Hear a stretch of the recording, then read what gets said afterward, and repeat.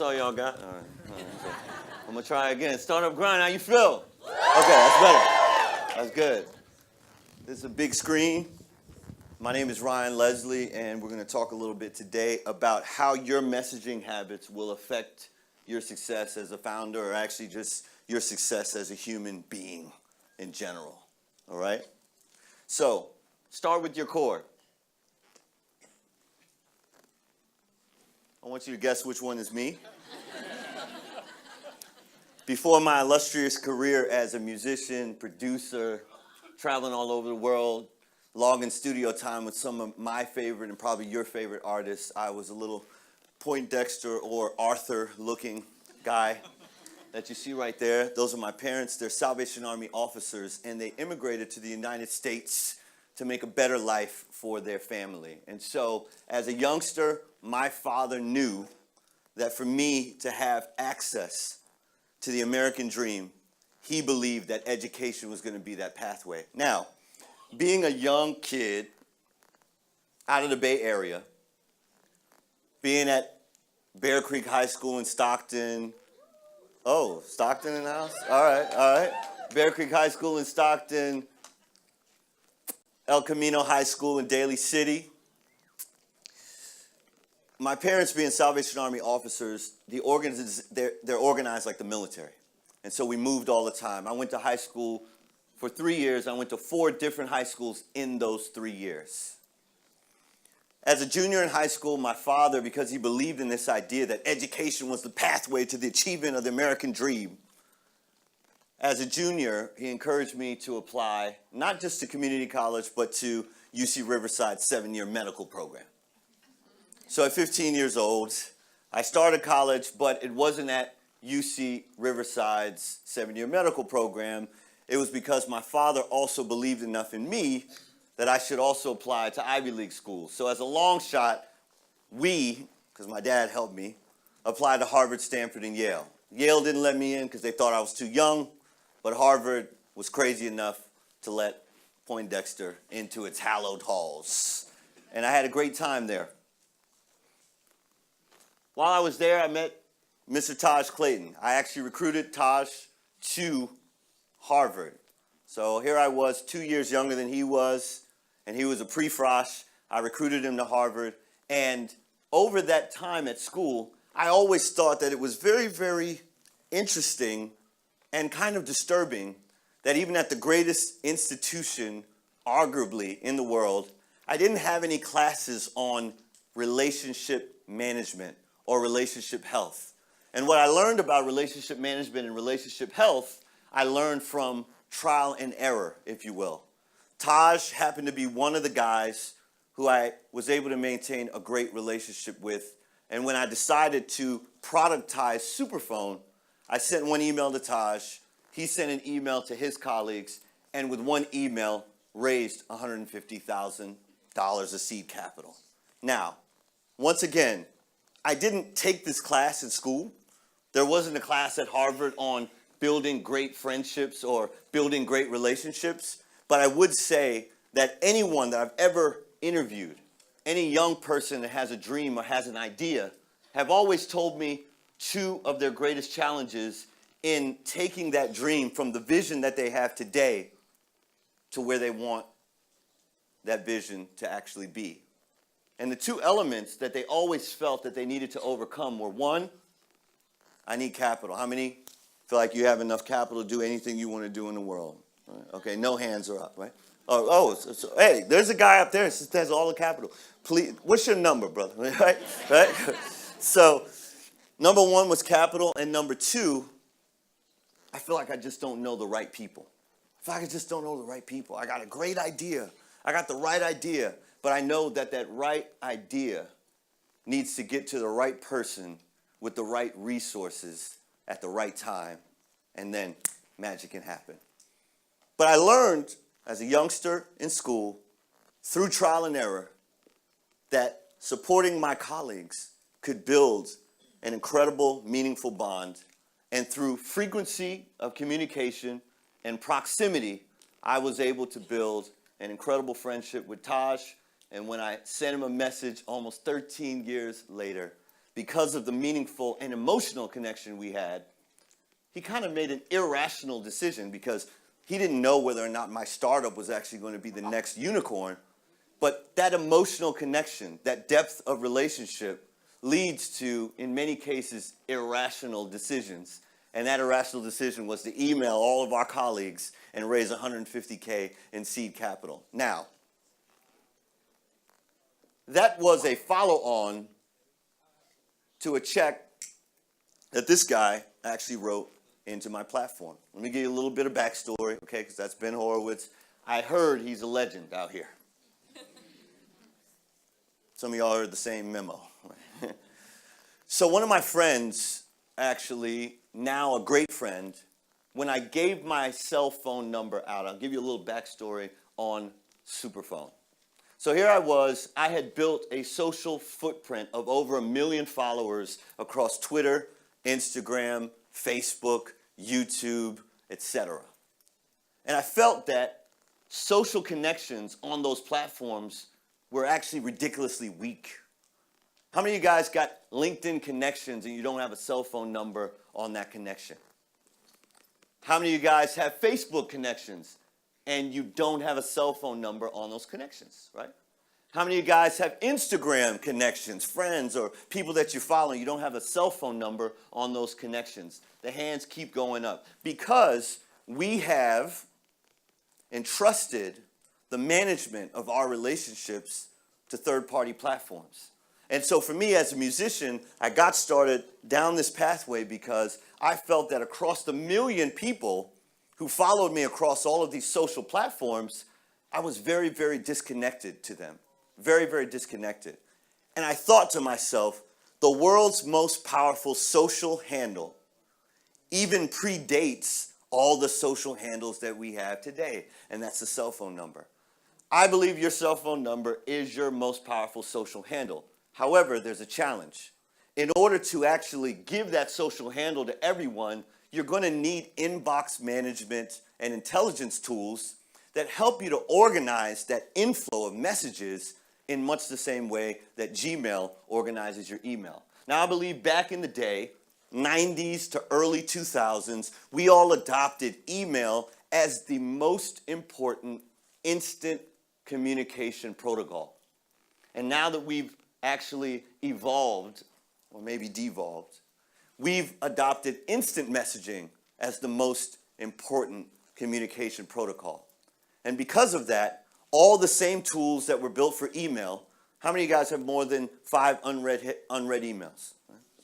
All right. How many of you guys love to be at inbox 0? Okay. So you guys very, very, very OCD, right? I gotta be at inbox 0, wake up, right? The bottom line, and actually I think that might feed into what we were just talking about before the previous talk. Anyone was here for the previous talk. The bottom line here, though, is that all the same tools that existed for email, I believe, will be built for instant messaging. And so I gave my phone number out to over 1 million social followers, and I got some pretty staggering results.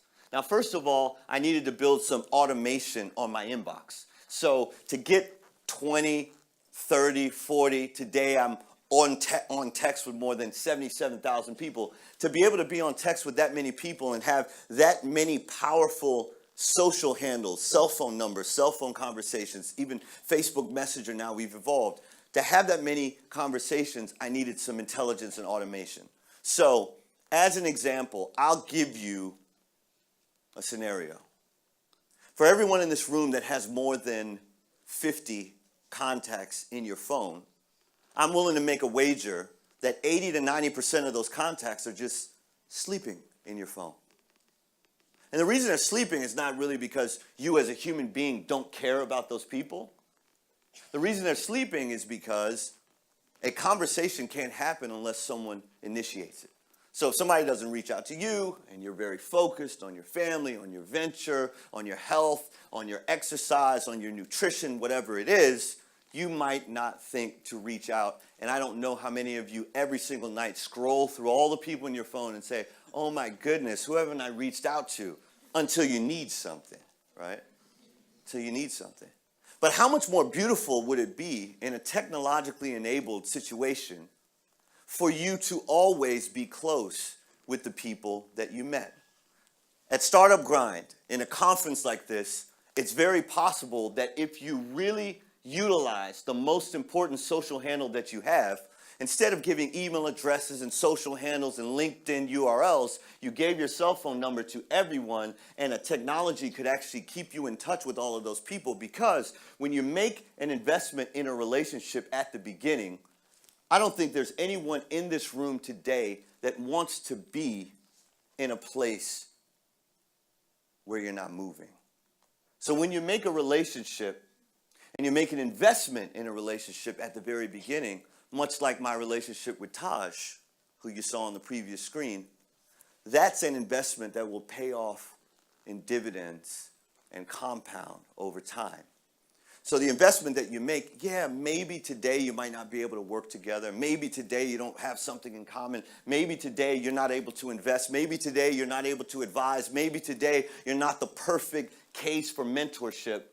But maybe at some point in the future you could be. So imagine a world in which your messaging can actually tell you how powerful your relationship actually is. And if you could have intelligence that actually paints that picture for you. So, like I said, I gave my number out across all my social channels. 35,000 people texted in. I found myself writing the same thing back to everyone.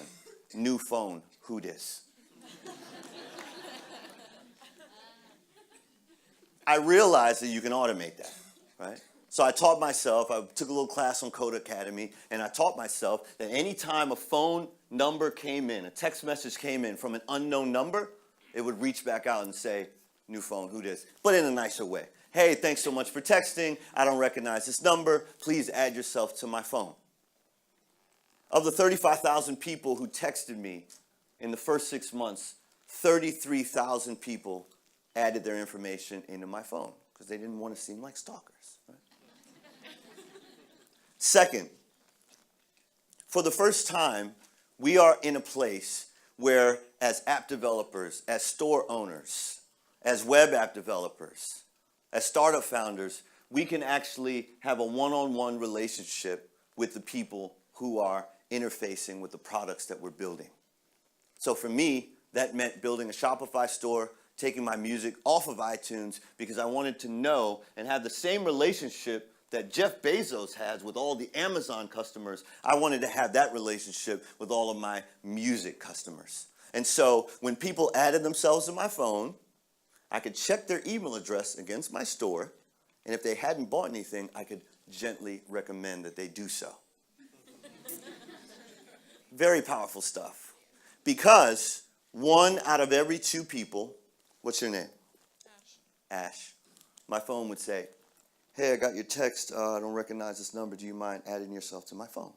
And Ash would add herself to the phone, and it would say, hey, Ash, I just checked, and I noticed that maybe you didn't hear about my new album. Here's a link. And because it's 1-to-1 at scale, the odds turn from 100-to-1 or 1,000,000-to-1 to 50-50. Because somebody's going to get sold. Either I'm going to sell Ash my album, or she's going to sell me a reason why she won't. The beauty is that even the reason that she gives me why she won't support my album is also tremendously valuable. Tremendously valuable.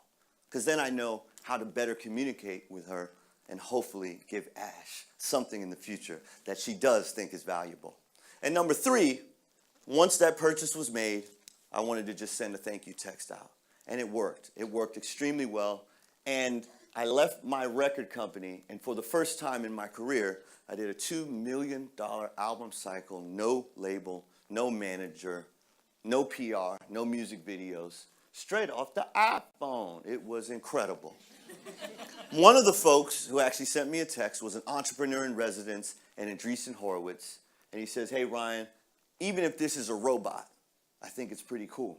Because I bought Lil Wayne's album, and he didn't text me thank you. You should meet my friend Ben. At the time, I knew nothing about startups. I knew nothing about venture investing. I knew nothing about angel investing. I knew nothing about being a founder. And a lot of people wanted me to meet their friends. So it took me a while until I even had the meeting. But when I sat down in that meeting, I gave a shortened version of this story.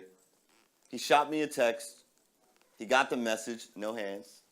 He bought my album. It was Pay What You Want. He paid me like $50 for the album. And he decided on the spot that he would make an angel investment because it was a little too early for A16Z.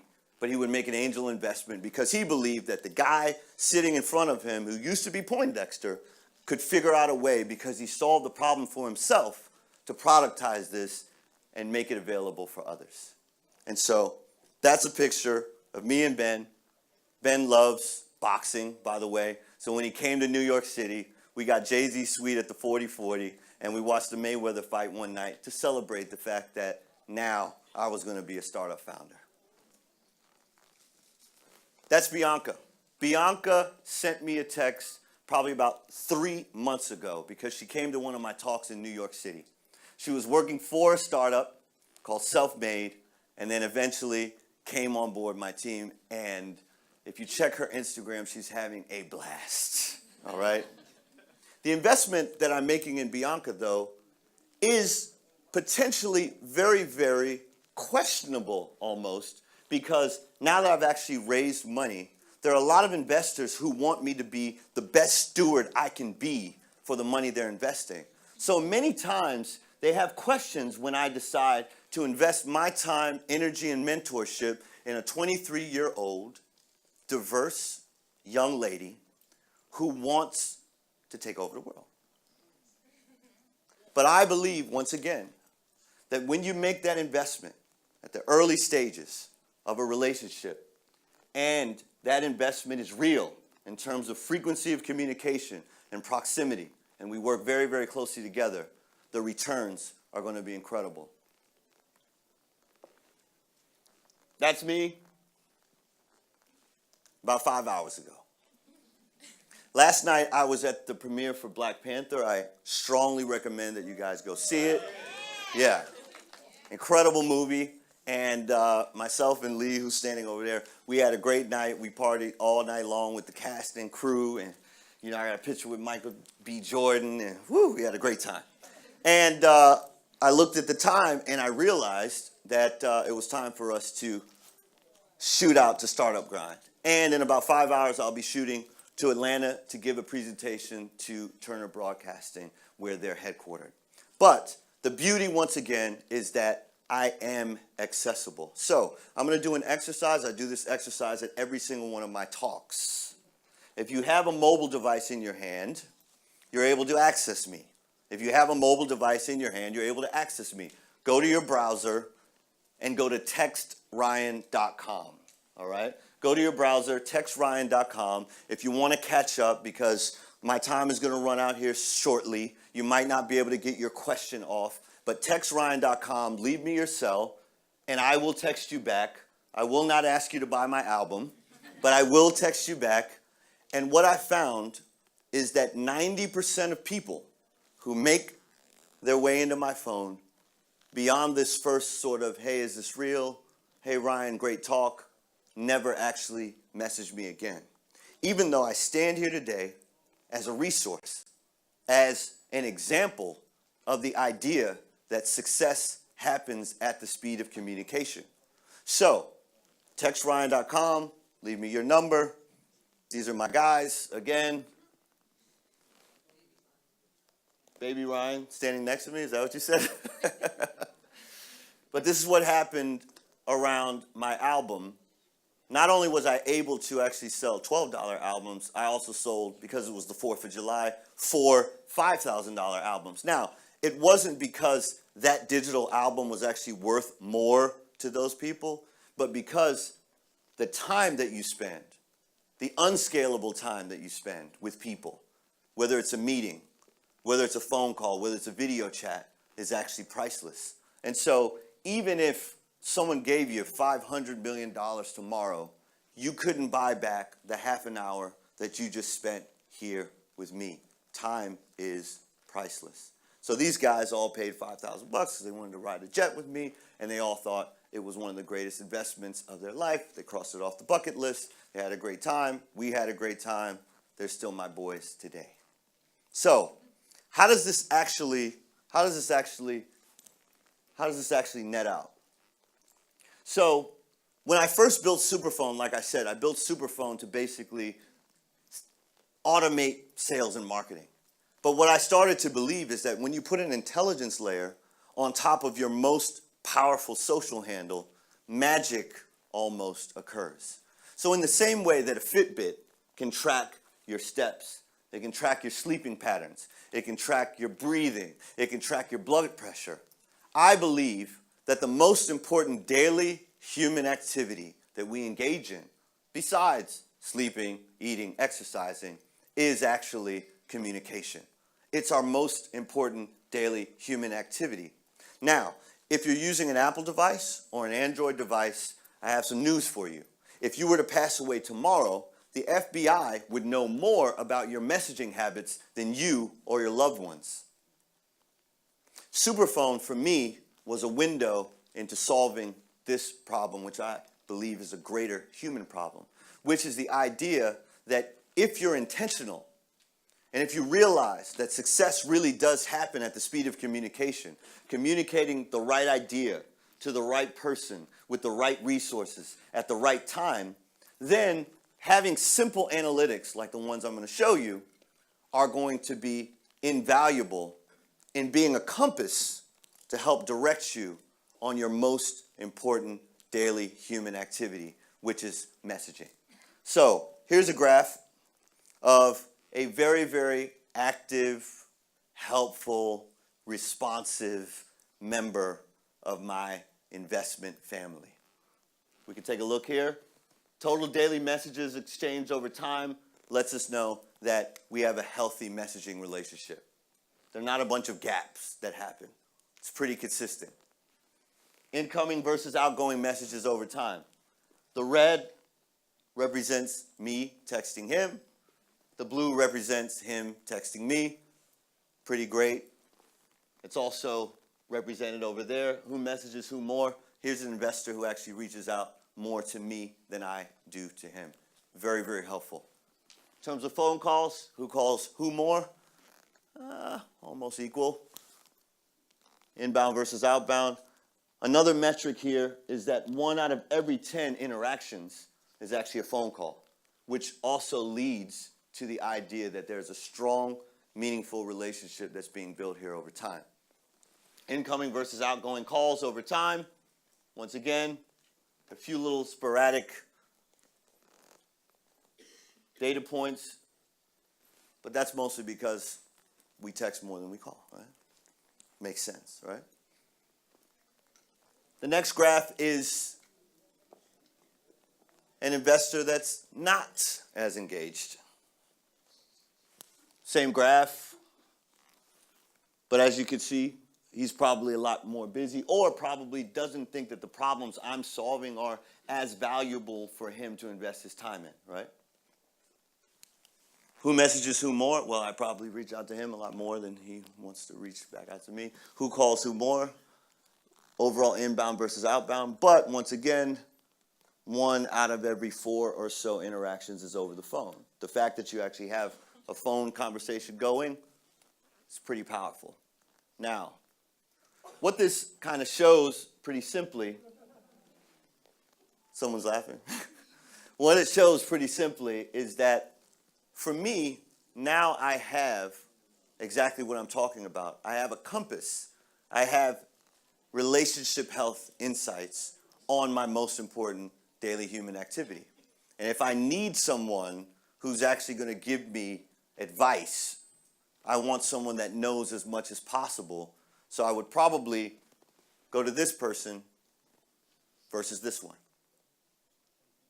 Now, what Superphone does is it also gives me the ability to basically understand simple answers that all of the greatest technology platforms actually have on you, and for whatever reason have decided that maybe it's too scary for you guys to know the truth. So, how many of you use Gmail? Gmail, great. So, for me, one of the greatest challenges I had is I would have loved to know, of all the people I emailed last year, who were the 5 people I emailed the most? Who were the 10 people I emailed the most?